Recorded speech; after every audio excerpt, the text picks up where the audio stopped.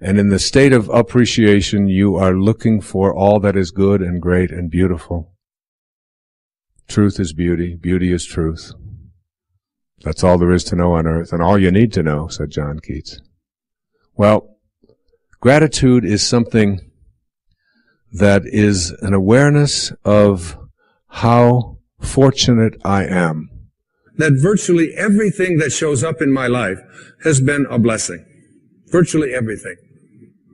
All of the struggles, whether it's in, addictions, or whether it's in living in foster homes and being abandoned, whether it's my wife and I separating, and the pain of that, whatever it might be. A dear friend of mine was Elizabeth Kubler-Ross. She passed away a few years back, and she was the one who wrote so much about death and dying. She had a wonderful and important message for us. She said, if you shield the mountain from the windstorms, you'll never see the beauty of the carvings. And the beauty of the carvings comes from being able to be in a state of gratitude for the storms that show up in our life just as much as the things that we would like to have show up in our life. You can stop feeling sorry for yourself. You can stop the self-pity because it's happening you've got to trust, you've got to surrender, you've got to know that what's coming your way has a purpose in it, has a lesson in it, that there's order in chaos. And underneath that chaos, you've got to look for that order and look for that blessing. You have to start retraining your subconscious mind. And your subconscious mind, it responds to what it is that you suggest to it. But if I've programmed into my subconscious mind feelings of, poor me, I can't do anything about my life, other people are responsible for the reason why I can't get myself happy and healthy and so on. If I live with that kind of consciousness within you, you're going around feeling it all the time. Your feelings create the destiny that you want. If this assumption is persisted in until it becomes your dominant feeling, the attainment of your ideal is absolutely inevitable. And what's the paramount feeling that you want to have? The feeling of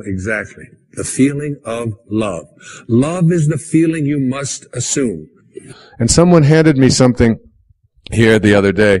It's called As the World Turns, and someone took it off of the computer. If you have food in the refrigerator, clothes on your back, a roof overhead, and a place to sleep, you're richer than 75% of the world. Just that. Doesn't that call for some gratitude?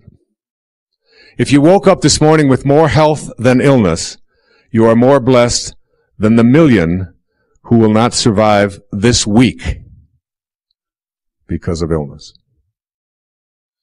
If you have money in your bank, any money in the bank, or even in your wallet, and spare change in a dish someplace in your life, you are among the top 8% of the world's wealthy. 92% of the people don't have that.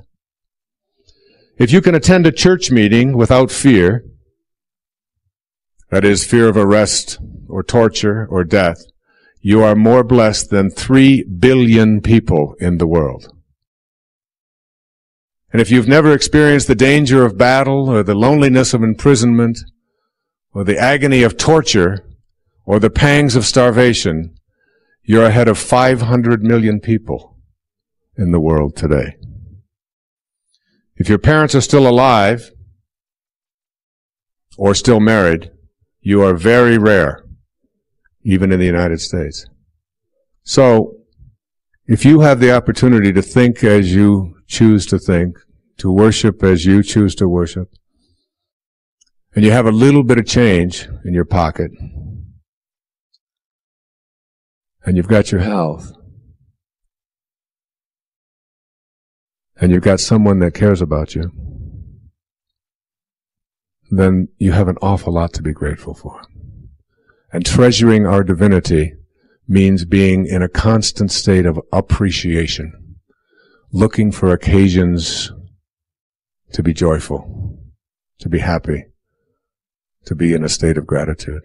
Every time I find a penny or a nickel or a dime on the street, anytime, I bend over, I pick it up, and I say, thank you, God. as a reminder of the abundance that flows into my life when I'm just walking and breathing. Treasuring your divinity doesn't mean not having respect for God. It means respecting the God that is always with you.